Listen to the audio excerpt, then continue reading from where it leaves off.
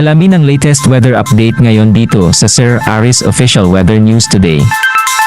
May kita natin ngayon dito sa ating satellite animation itong mga makakapal na kaulapan dito sa silangang bahagi ng Visayas maging sa malaking bahagi ng Southern Luzon. Kung saan ito po mga kaulapan nito ay dala ng shear line o yung pagsasama ng mainit at malamig na hangin at ina-expect po natin ngayon maging sa mga susunod na araw ito pong shear line yung magdudulot ng mga pag-ulan sa malaking bahagi ng Southern Luzon at Visayas lalong-lalo na po dito sa may silangang bahagi nito. So pag-iingat po para sa ating mga kababayan dyan sa posibilidad o sa banta ng mga pagbaha at pagguho ng lupa. Samantalang northeast monsoon o amihan naman ay patuloy pa rin pong nakaapekto sa nalalabing bahagi ng Luzon kung saan ngayong araw ay magdudulot din po ito ng mataas na tsansa ng mga pag-ulan dito sa malaking bahagi ng Northern at Central Luzon maging dito din sa bahagi ng Metro Manila. And in-expect po natin ngayon maging sa mga susunod din po na araw ay patuloy nga magiging malakas yung amihan at magdadala pa rin po ito ng malamig na panahon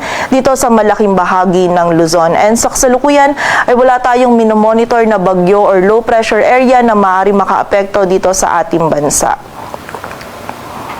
At para nga sa magiging lagay ng panahon ngayong araw ng Biyernes, ang malaking bahagi po ng Luzon ngayong araw ay makakaranas ng mga pag-ulan na dulot ng northeast monsoon at ng shear line. Kung saan ngayong araw dito po sa area ng Bicol Region, Calabarzon at Mimaropa ay meron tayong mararanasan ng mga moderate to heavy at kung minsan ay mga intense na mga pag-ulan na dulot ng shear line. So muli po, pag-iingat para sa ating mga kababayan dyan sa banta pa rin mga pagbaha at pagguho ng lupa. Samantala, dito naman sa area ng Cagayan Valley, Cordillera Administrative Region, Aurora, maging sa bahagi din ng Bulacan at Bataan, maging dito po sa Metro Manila ngayong araw ay makakaranas din tayo ng maulap na kalangitan at mataas na tsansa ng mga pag-ulan na dulot naman ng amihan. So kapag po tayo lalabas, wag po natin kalilimutan yung mga pananggalang natin dito sa mga pag-ulan na ito. Samantala sa area naman ng Ilocos Region at nalalabing bahagi pa ng Central Luzon ay meron tayong mararanasan lamang ng mga may hinang pag-ulan or pag-ambon na dulot pa rin po ng amihan. And ngayong araw, ang amihan po ay magdadala pa rin ng malamig na panahon dito sa malaking bahagi ng Northern at Central Luzon, maging dito po sa Metro Manila, lalong-lalo po yan sa madaling araw at sa gabi. Agwat ng temperatura dito sa Metro Manila ay mula 24 to 29 degrees Celsius.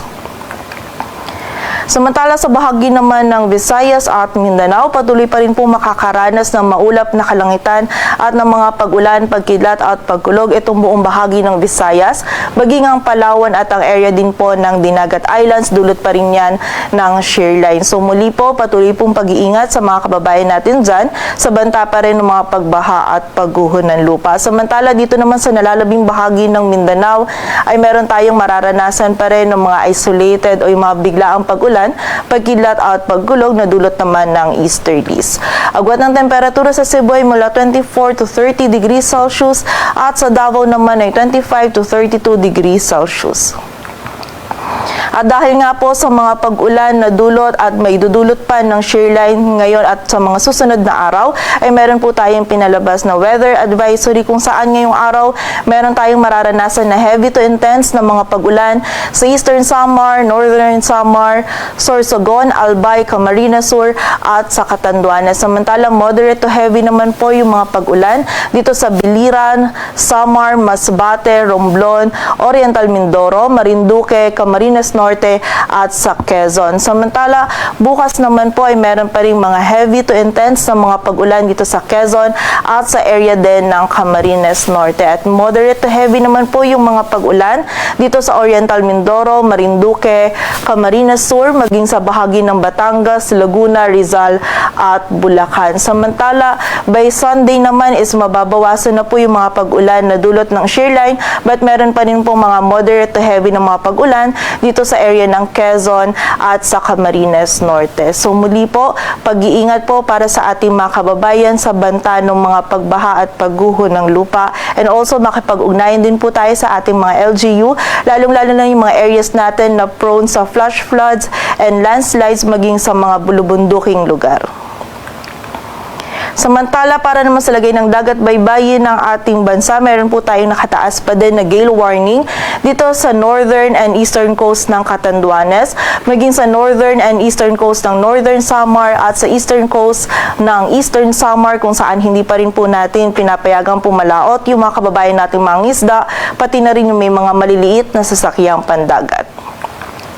Dito sa Metro Manila, ang araw ay sisikat mamayang 6:23 ng umaga at lulubog mamayang 5:58 ng hapon.